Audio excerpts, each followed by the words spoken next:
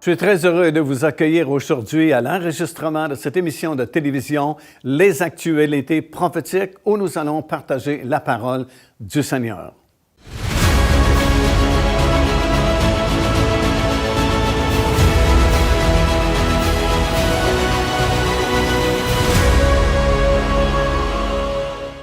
Alors, nous arrivons au cœur même de notre étude, alors que nous allons examiner cette grande prophétie mentionnée dans les chapitres 38 et le chapitre 39 du livre du prophète Ézéchiel concernant l'attaque de Gog et Magog sur les montagnes d'Israël. En fait, cette attaque est le seul événement majeur mentionné clairement dans la parole de Dieu comme devant se produire à la fin des temps et qui sera le catalyseur, si vous voulez, de l'émergence de l'Antéchrist. Alors, c'est très clair, c'est une prophétie vraiment qui est très détaillée, mentionnée dans ces deux chapitres-là. Et c'est vraiment le seul événement majeur, comme j'ai mentionné, qui est là dans la parole du Seigneur et qui va précéder l'émergence de l'Antéchrist.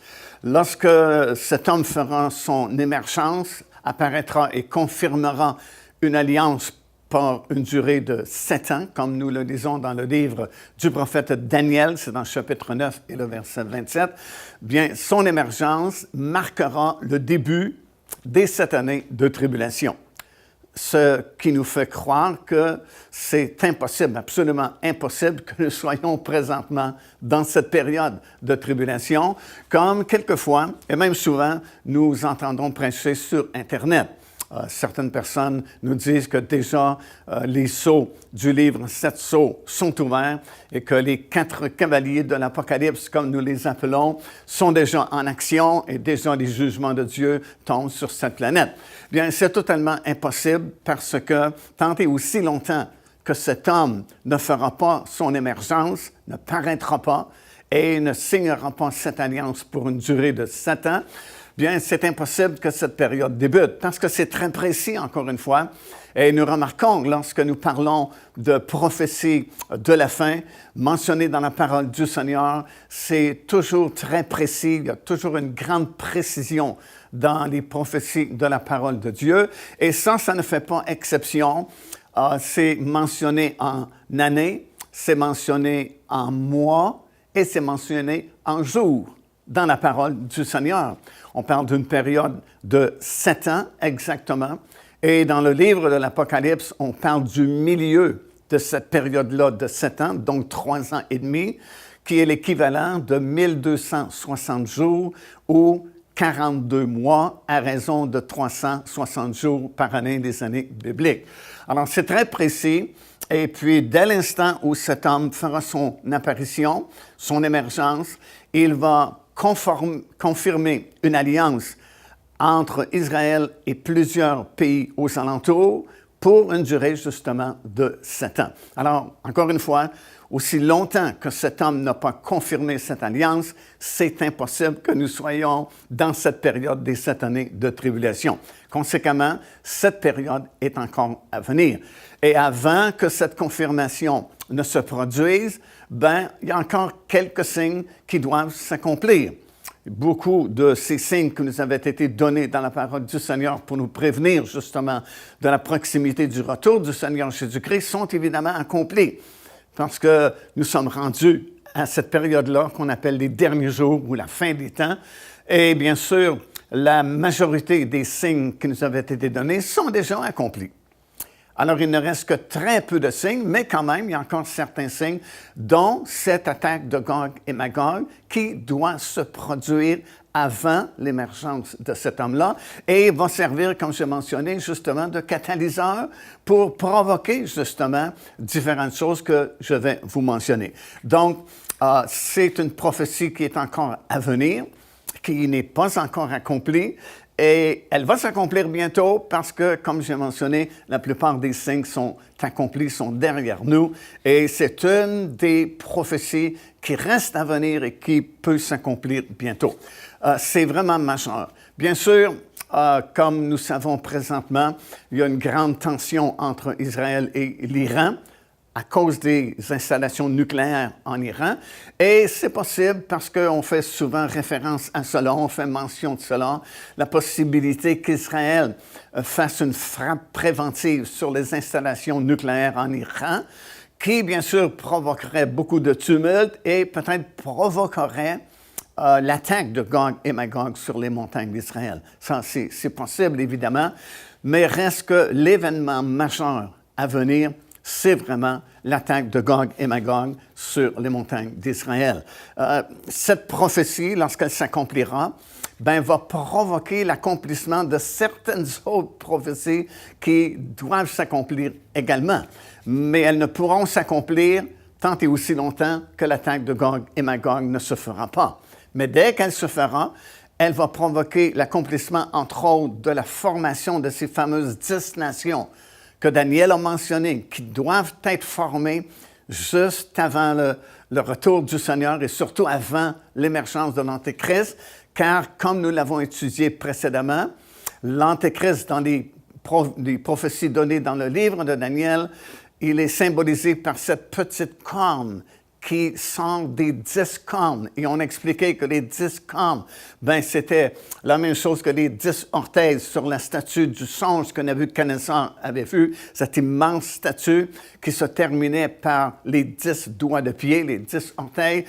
C'était représenté par les 10 cornes sur le 4e animal qui représentait l'Empire romain que Daniel avait vu, et également représenté par les 10 cornes qui sortaient de la bête qui sortait de la mer dans Apocalypse, le 13e chapitre.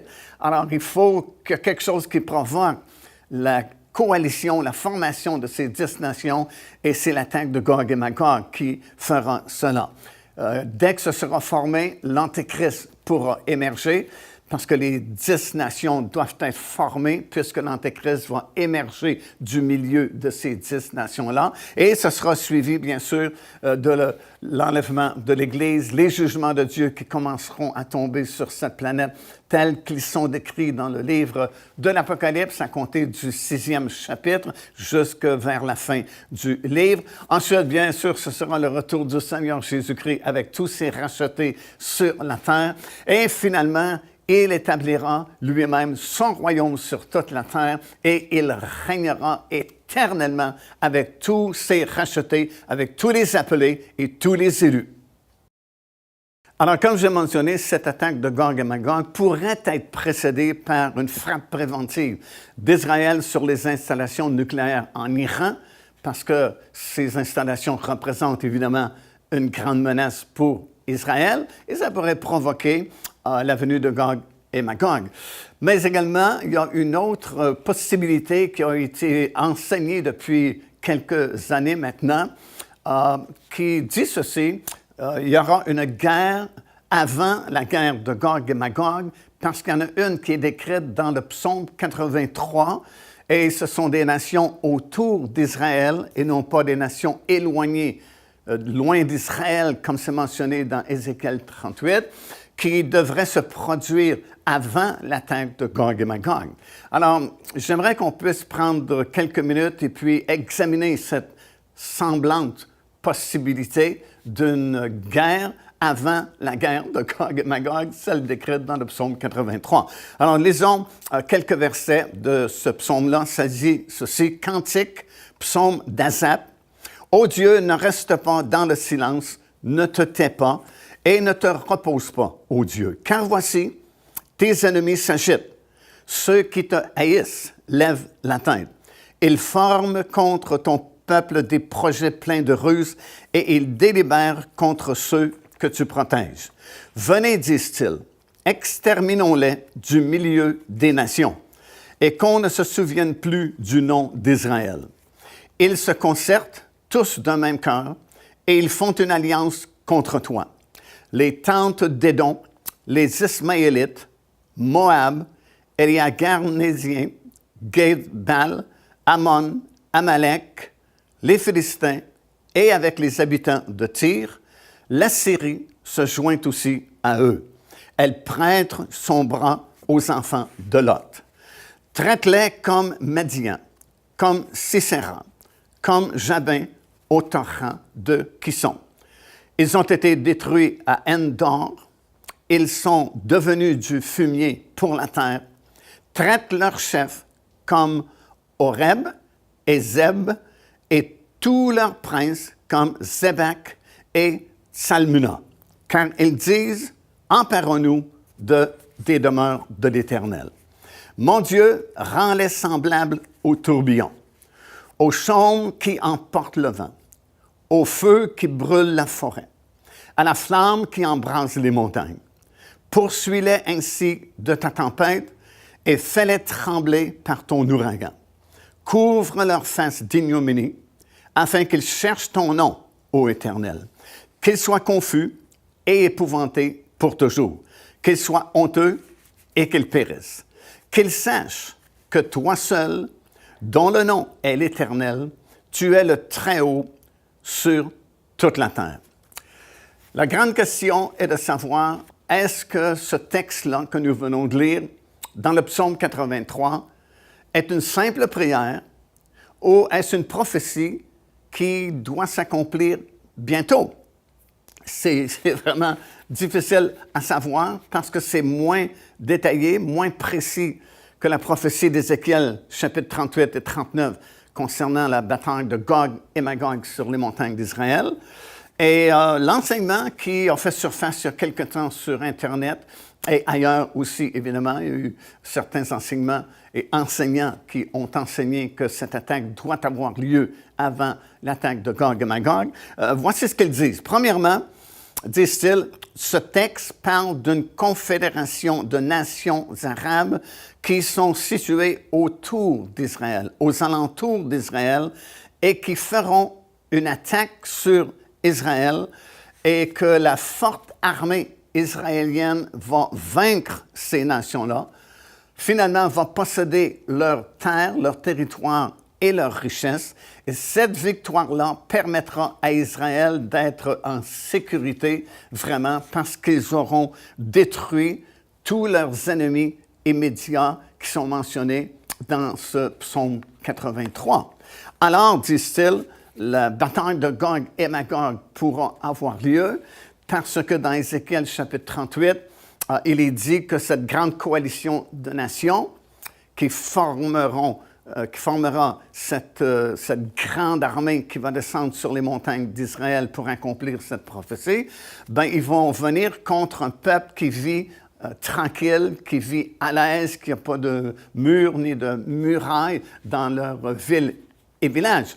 Alors, dit-il, cette attaque-là qui va précéder l'attaque de Gog et Magog, et parce qu'Israël, avec son armée puissante, va détruire toutes ces nations-là, ben, ils vont s'emparer de leur territoire, vont s'emparer de tous leurs biens, de toute leur richesse, et ça permettra à Israël d'être vraiment très riche, très à l'aise, et surtout en sécurité parce qu'ils n'auront plus d'ennemis autour d'eux, parce qu'ils auront été détruits dans cette première guerre-là qui viendra avant l'attaque de Gog et Magog.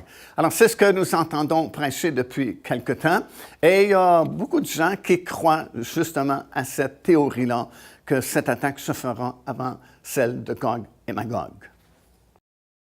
La deuxième chose qui est enseignée par ce groupe de personnes qui enseignent que cette guerre va précéder celle de Gog et Magog, c'est que plus tard, disent-ils, après la grande victoire d'Israël et la destruction de ces pays-là qui étaient alentour d'Israël, bien l'attaque de Magog pourra se produire par un autre groupe de nations qui sont plus éloignées d'Israël. Alors comprenez, le groupe de nations mentionné dans le psaume 83, ce sont toutes des nations qui sont autour d'Israël, sont alentour d'Israël, tandis que le groupe de nations mentionné dans Ézéchiel 38, ce sont des nations qui sont plus éloignées d'Israël.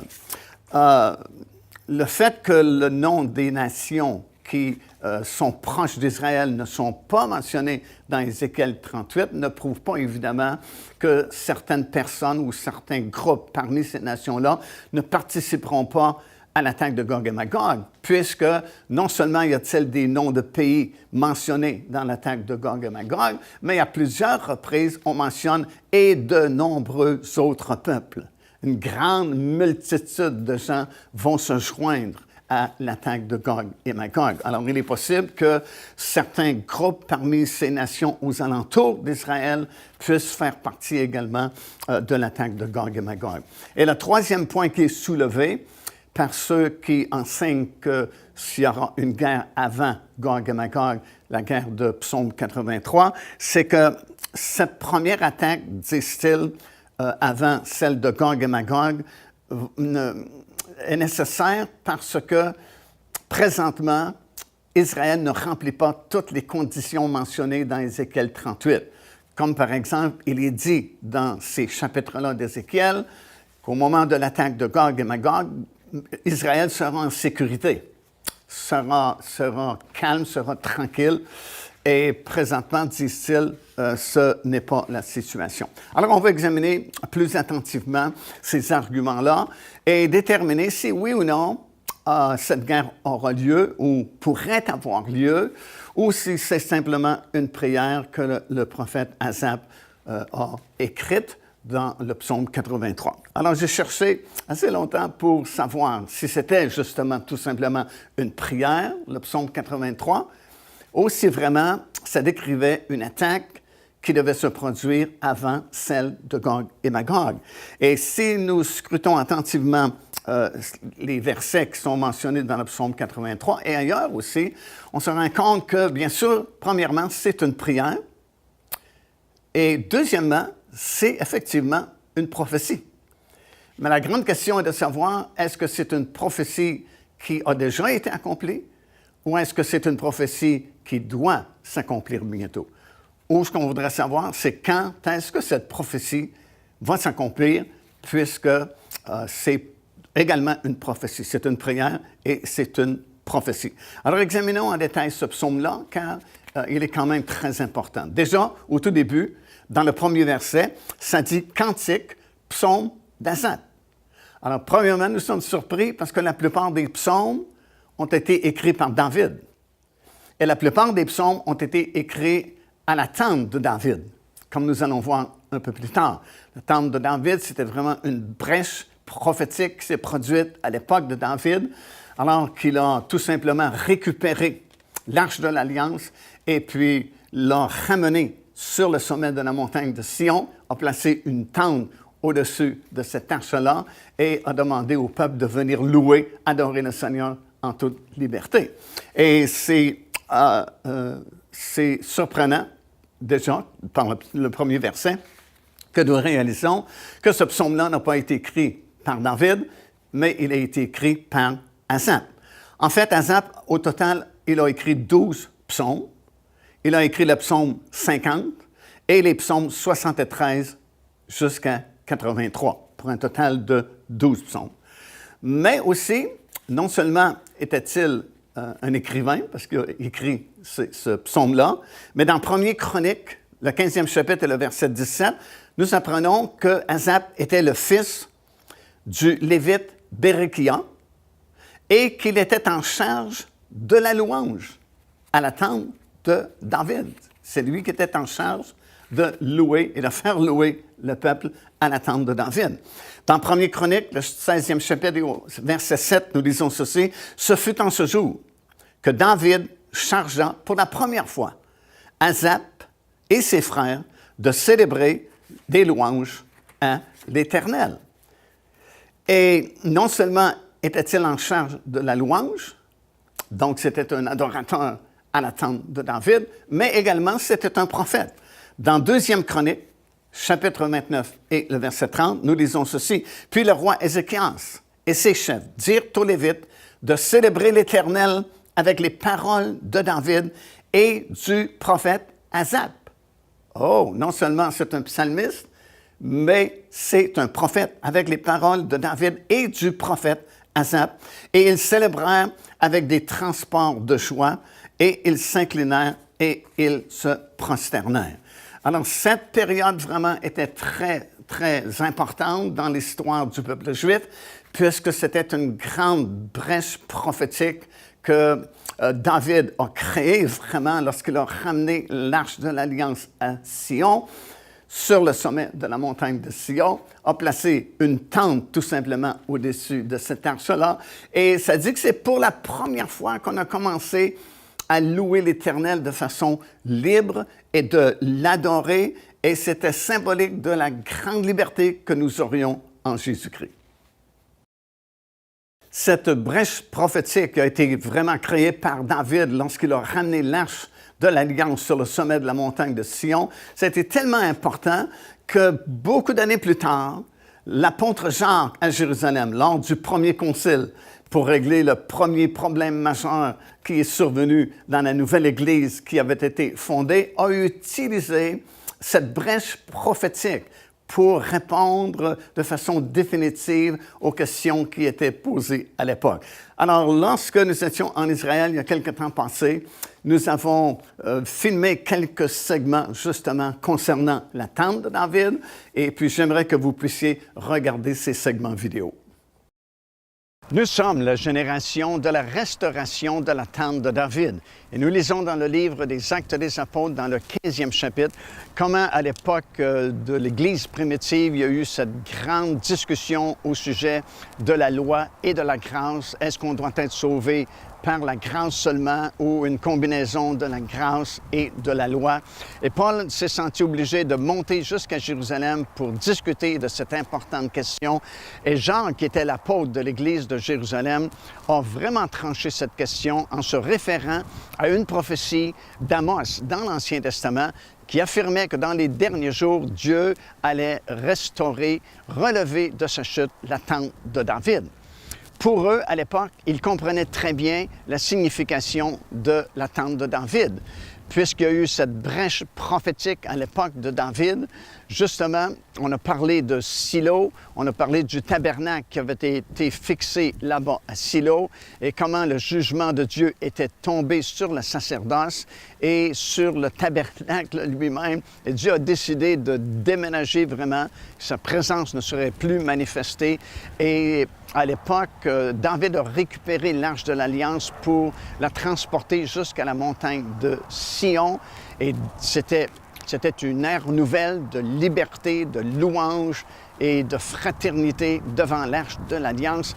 Et c'était une brèche prophétique pour la génération de la fin que nous sommes, parce que c'est le temps du redressement, justement, de la tente de David. Ce qui s'est produit à l'époque, comme j'ai mentionné déjà, le tabernacle avait été fixé à Silo. Normalement, il aurait dû être fixé à Jérusalem, mais on ne pouvait le fixer à Jérusalem parce qu'on n'avait pas encore conquis ce territoire-là. Ce territoire-là était occupé par les Jébusiens à l'époque. Et même si Dieu avait demandé à ce que le tabernacle et le futur temple soient construits au lieu qu'il avait choisi à Jérusalem, on ne pouvait le faire à l'époque justement à cause des Jébusiens. Alors c'est pourquoi le tabernacle avait été fixé à Silo. Et comme j'ai mentionné déjà, les générations se sont passées jusqu'à l'époque du souverain sacrificateur Élie, alors que ses propres fils faisaient des choses abominables au tabernacle. Lui-même était vraiment comme aveugle spirituellement parlant, déconnecté de la présence de Dieu. Et Anne venait au tabernacle pour supplier Dieu de lui donner un enfant. Et elle a dit, si c'est un garçon, je vais le consacrer ici au tabernacle. Et vous savez l'histoire, c'est Samuel qui est né. Et Samuel a grandi dans le tabernacle à Silo. Et alors qu'il était encore très jeune, l'Éternel lui a parlé. Et ce n'était pas un message d'encouragement, mais c'était plutôt un message de jugement, justement sur le souverain sacrificateur Élie et sur le tabernacle lui-même. En fait, il y a 4 jugements qui ont été révélés à Samuel. Et Samuel a donné l'information, bien sûr, à Élie, le souverain sacrificateur de l'époque. Le premier jugement, c'était que la lignée d'Élie, la lignée des souverains sacrificateurs d'Élie, serait remplacée par la lignée de Tsadok. Deuxièmement, il lui a révélé que ses fils étaient pour mourir la même journée. Troisièmement, il lui a révélé que l'Arche de l'Alliance, l'objet le plus précieux dans le tabernacle, serait pris en captivité par l'ennemi d'Israël, les Philistins à l'époque. Et quatrièmement, Dieu a annoncé qu'il allait abandonner tout simplement Silo et que sa gloire et sa présence ne seraient plus manifestées dans ce tabernacle. Et comme vous le savez sans doute, ces 4 jugements sont arrivés exactement comme Dieu l'avait révélé à Samuel. La lignée d'Élie a été remplacée par la lignée de Tsadok, qui ont toujours resté fidèles à David. Ses fils sont morts lors de cette bataille contre les Philistins. Ses fils ont été tués la même journée. Pire que cela, l'Arche de l'Alliance a été prise par les Philistins et transportée dans leur territoire et placée dans la maison de leur idole, de leur dieu Dagon. Et finalement, Dieu a pris la décision d'abandonner le tabernacle à Silo. L'arche n'était plus là. La présence de Dieu n'était plus manifestée. La gloire de Dieu n'était plus manifestée à Silo. L'arche a été prise en captivité et pendant de nombreuses années, l'arche n'est pas revenue à Jérusalem. Alors, c'est vraiment un privilège de pouvoir produire ces émissions de télévision, les actualités prophétiques et de venir chez vous avec le grand message de la parole du Seigneur. C'est le message qui peut changer votre vie, qui peut vous transformer, parce qu'il n'y a qu'un seul Seigneur. Son nom est Jésus-Christ, celui qui peut sauver, celui qui pardonne, celui qui peut nous transformer, qui peut effacer tout notre passé. Juste le fait de dire « Seigneur, je reconnais mon besoin, je t'accepte comme mon Seigneur et mon Sauveur » et tout à coup, tout va changer dans votre vie. La parole de Dieu dit ceci, « Si quelqu'un est en Jésus-Christ, il est devenu une nouvelle créature. » Et la Bible dit « Les choses anciennes sont terminées et voici, toutes choses sont devenues nouvelles. » Faites-en l'expérience. Repentez-vous, acceptez le Seigneur Jésus-Christ et voyez la différence. Vous deviendrez vraiment une nouvelle personne. Car Dieu a tant aimé le monde qu'il a donné son Fils unique, afin que quiconque croit en lui ne périsse point, mais qu'il ait la vie éternelle. Téléchargez gratuitement l'enseignement « Le salut, c'est quoi ?» en visitant notre site web www.paindevie.org et recevez la grâce merveilleuse que Dieu vous offre. Joignez-vous à nous afin de célébrer le Seigneur et entendre le message de la parole de Dieu par l'évangéliste Mario Massicotte. Venez recevoir ce que Dieu a préparé pour vous. Visitez notre site web www.paindevie.org afin de connaître notre itinéraire. Nous serions très heureux de vous rencontrer et de vivre des moments forts avec le Seigneur.